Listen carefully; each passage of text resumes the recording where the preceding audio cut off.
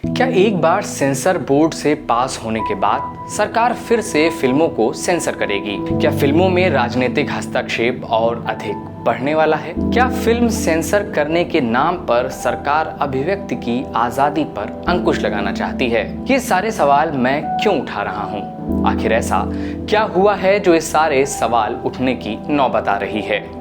इन तमाम सवालों के जवाब हम आपको द वायर एक्सप्लेन्स में देंगे।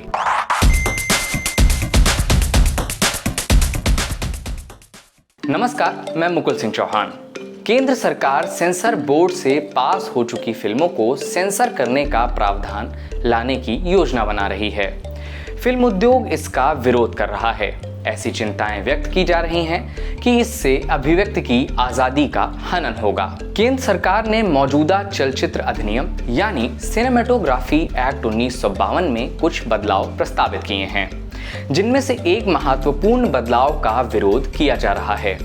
संशोधन अधिनियम के मसौदे में सरकार को उन फिल्मों पर भी फिर से विचार करने की शक्ति देने का प्रस्ताव दिया गया है जिन्हें केंद्रीय सेंसर बोर्ड अपनी तरफ से पास कर चुका है। यह प्रस्ताव काफी चिंताजनक है क्योंकि भारत में फिल्मों का अवलोकन कर उन्हें दिखाए जाने की अनुमति देने की शक्ति, किसी समस्या पर फिल्म के सीन को हटाए जाने की शक्ति सिर्फ सेंसर बोर्ड को प्राप्त है। फिल्म उद्योग को डर है कि बोर्ड से पास की हुई फिल्मों को सेंसर करने की शक्ति अगर सरकार को मिल जाएगी तो इससे फिल्मों में राजनीतिक हस्तक्षेप और अधिक बढ़ेगा और अभिव्यक्ति की आज़ादी पर हमला होगा। इस विषय पर द वायर ने पत्रकार और फिल्म समीक्षक नम्रता जोशी से बात की। मुझे ना इसमें सरकार की कथनी और करनी में बहुत फर्क नजर आ रहा है, क्योंकि अगर आपको याद हो, ये लोग जब पावर में आए थे तो हमको कहा गया था कि एक लिबरल टाइम अब आगे देखने को मिलेगा। फिल्म इंडस्ट्री को ये प्रॉमिस किया गया था। जीएसटी के तब राहत मिली थी तो सब लोग बहुत होपफुल थे और इन लोगों ने श्याम बेनेगल कमिटी भी सेटअप करी थी। द प्रॉमिस वॉज कि सेंसरशिप नहीं करेंगे, सर्टिफिकेशन करेंगे, क्लासिफिकेशन करेंगे, that they would be a much better kind of environment and atmosphere that will be getting created film makers के लिए। तो उससे आप जो आप देख रहे हैं तब से एक स्टेडी डाउनफॉल है। If you look at the terms of in terms of the freedom of expression when it comes to filmmaking, और बहुत सारे फ्रिंज ग्रुप्स जो हैं जो हमेशा एक्स्ट्रा कॉन्स्टिट्यूशनली फिल्म्स को ट्रबल करते आ रहे हैं, उसमें और खास इंक्रीज हो गई। अगर आप सेंसरशिप का इशू लेके चलें तो वो इशू कोई नया नहीं है।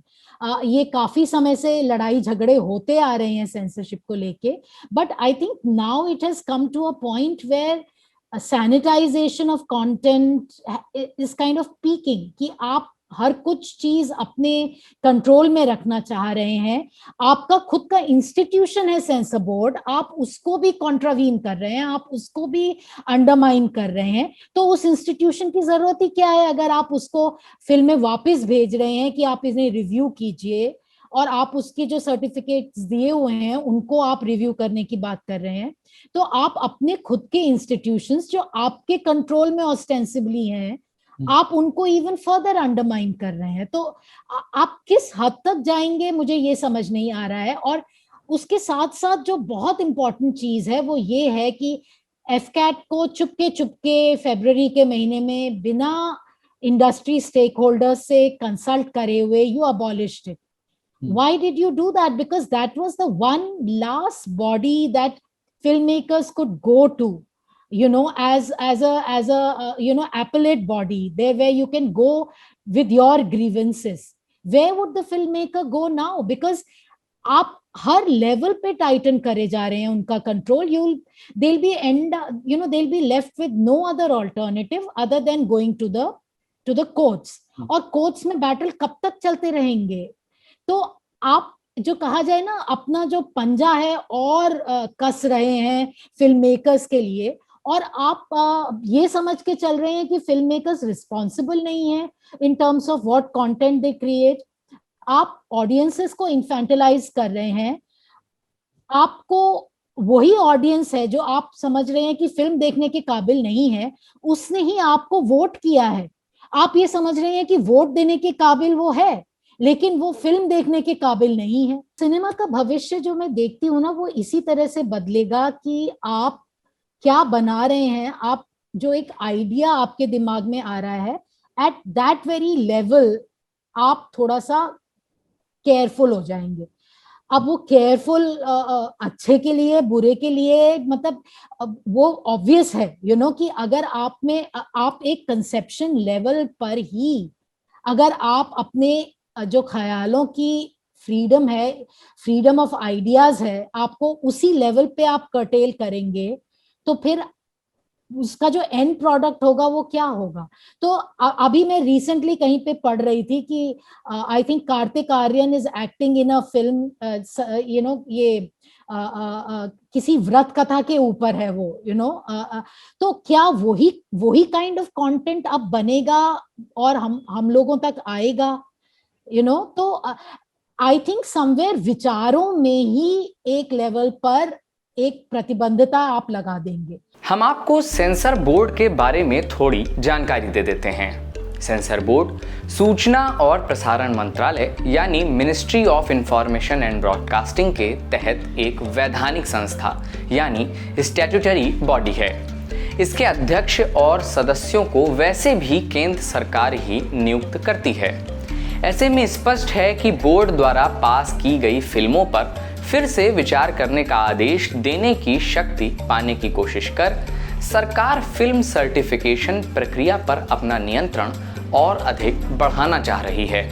दरअसल मूल कानून के मुताबिक यह शक्ति पहले से सरकार के पास थी, लेकिन फिर 2020 में कर्नाटक हाई कोर्ट ने एक मामले पर सुनवाई करते हुए आदेश दिया था कि केंद्र इस शक्ति का इस्तेमाल उन फिल्मों पर नहीं कर सकता है जिन्हें बोर्ड पास कर प्रमाण पत्र दे चुका है।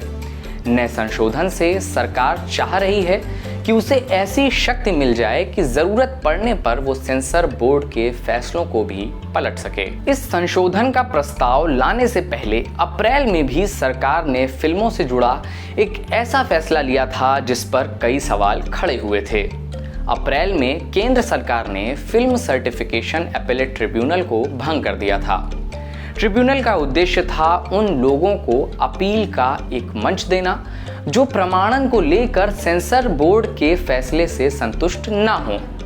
खुद सेंसर बोर्ड पर भी कई बार अभिव्यक्ति पर अंकुश लगाने के आरोप लगे हैं। ऐसे में ट्रिब्यूनल बोर्ड के फैसले से असंतुष्ट लोगों के लिए एक महत्वपूर्ण मंच था, लेकिन अब उसे भंग कर दिए जाने की वजह से वो विकल्प भी अब पूरी तरह से छीन लिया गया है। अब फिल्म ट्रिब्यूनल को खत्म करने के सरकार के फैसले के बाद फिल्मकारों के सामने सिर्फ कोर्ट का सहारा है। इस मसले पर फिल्म जगत के लोगों का क्या कहना है? फिल्म उद्योग के कई सदस्य इस प्रस्ताव से नाराज हैं और इसके खिलाफ सरकार को संदेश भेज रहे हैं। कुछ ही दिन पहले अभिनेताओं और फिल्म निर्देशकों के एक समूह ने इस संशोधन का विरोध करते हुए मंत्रालय के नाम एक खुला पत्र लिखा। अनुराग कश्यप, हंसल मेहता, नंदिता दास, शबाना आजमी, फरहान अख्तर, जोया अख्तर, दिबाकर बनर्जी जैसे हस्तियों के अलावा करीब 1400 लोगों ने इस पर हस्ताक्षर किए हैं। इसी बीच शुक्रवार को जाने माने फिल्म निर्देशक श्याम बेनेगल ने कहा कि इस मामले में सरकार की कोई भूमिका नहीं है, क्योंकि उन्होंने पहले ही सेंसर बोर्ड की व्यवस्था बनाई हुई है, तो फिर सरकार को इसमें वापस आने की जरूरत क्या है। स्वाभाविक है कि फिल्मकार चिंतित होंगे कि सरकार को इतनी चिंता किस बात की है। वहीं फिल्म विशेषज्ञों का कहना है कि भारत में फिल्मों को देखना दिखाना वैसे भी अक्सर राजनीति से प्रेरित रहता है। ऐसे में अगर सरकार के पास सेंसर बोर्ड के फैसले भी पलटने की ताकत हो तो फिल्मों में राजनीतिक हस्तक्षेप बढ़ेगा। कोई भी राजनीतिक समूह सरकार पर दबाव डालकर फिल्मों को या तो बैन करवा देगा या उनमें बदलाव करवा देगा। इस मसले पर ये सारे सवाल बने हुए हैं। अब देखना यह दिलचस्प होगा कि आखिर में इस मामले में क्या फैसला लिया जाता है। बहुत बहुत शुक्रिया।